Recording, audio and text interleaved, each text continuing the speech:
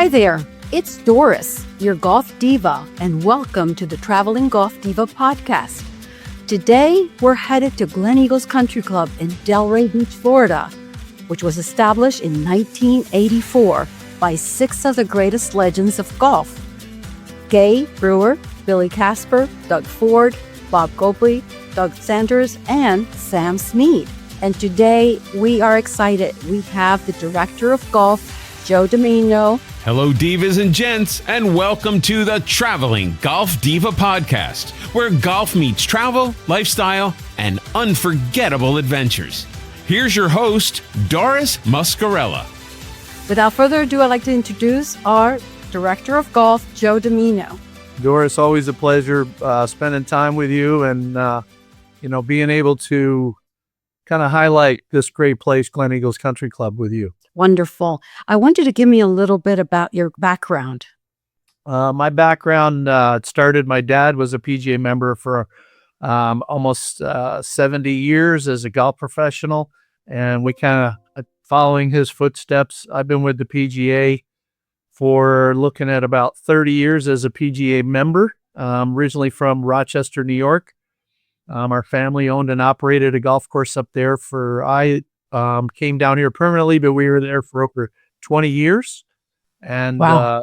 I love the game of golf, been involved so much. I have had the pleasure of playing professionally quite, I think pretty good. Have played in many national PGA Club Pro championships.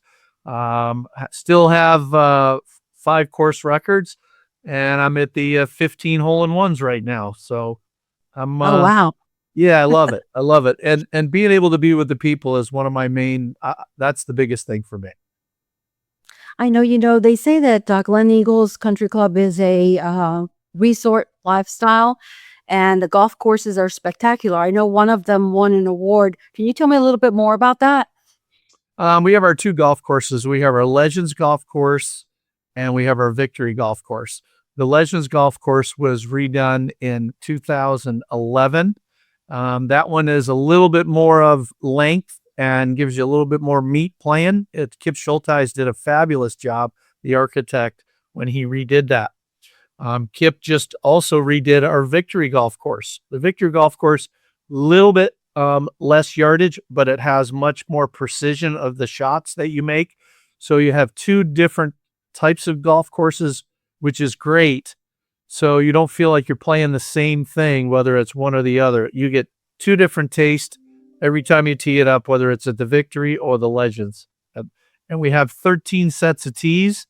So we reach out to every single player's ability, depending if you're a scratch player or if you're a little higher on your handicap, but it gives everybody the great enjoyment of playing from different sets of tees.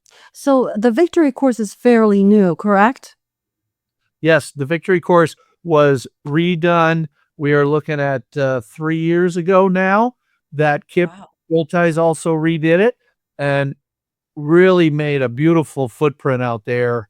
A lot of rolling hills, bunkers, the greens were changed, the formation. So it really changed it a lot. And the members, when you talk to them, they're like, man, this thing's so different and in a much better way.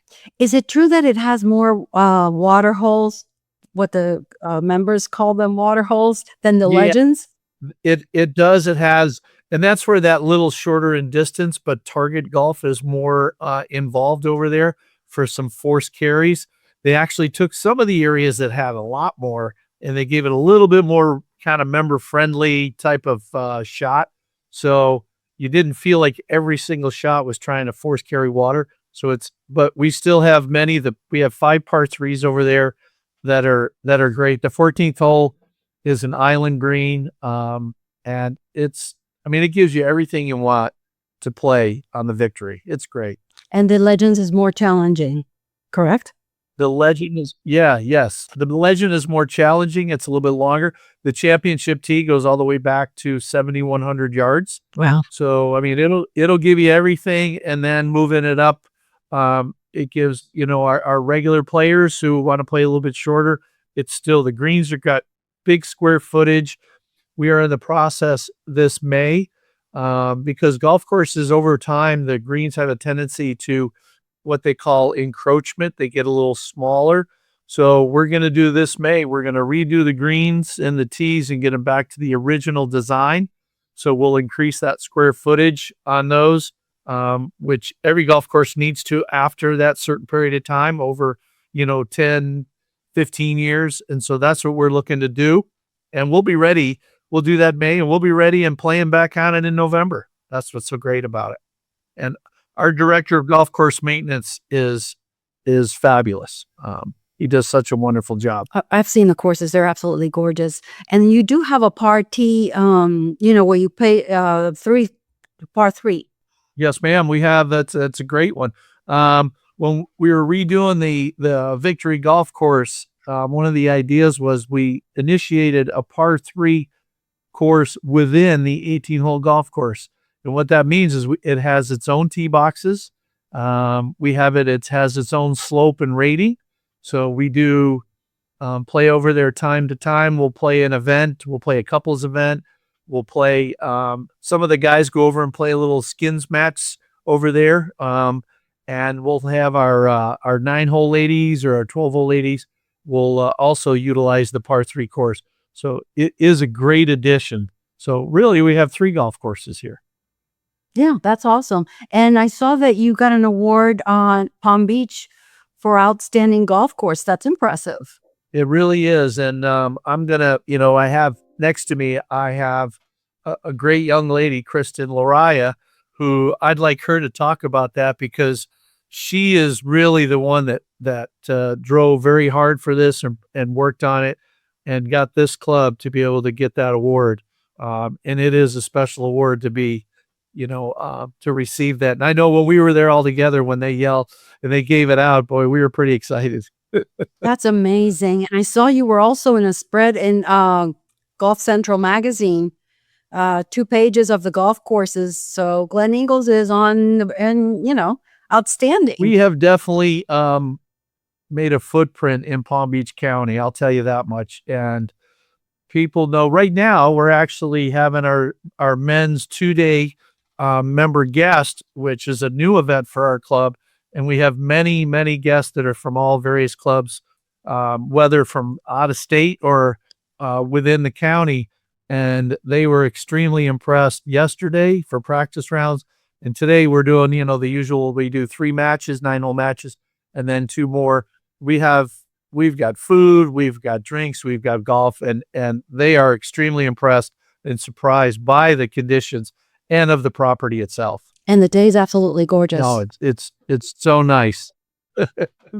In your bio, you also say that you do approximately 46,000 rounds per year. Is that the same or is that updated? We need to update that. We're more running in the over probably like 51 to 52,000. Wow. That's a lot of rounds. It is. And you know what, Doris? We are extremely active. Like say, for example, we do our couples events. We'll do 1 a month. We actually had to increase during the season to do 2 on a Sunday.